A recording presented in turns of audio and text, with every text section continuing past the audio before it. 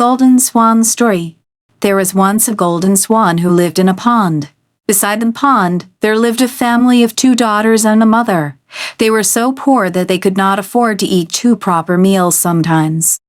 The swan noticed their situation and took pity on the poor family. It thought and fought and finally came up with a solution.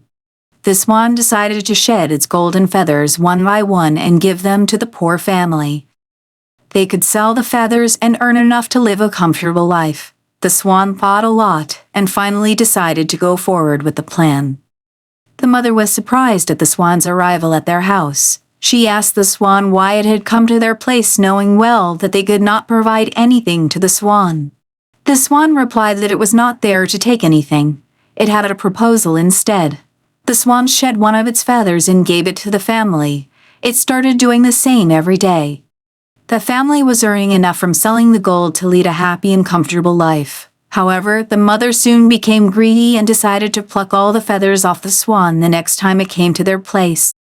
She told her daughters that she was not being able to trust the swan fully and was of the doubt that the swan may not arrive after a few days, which would leave the family poor again.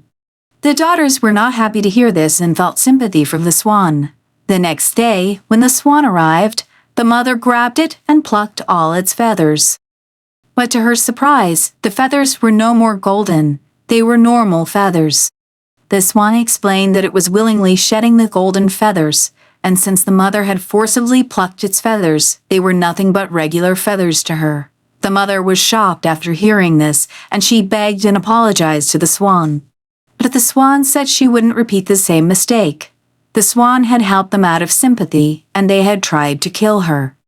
As it flew away, the swan asked the family not to be greedy. Moral: greed is cursed.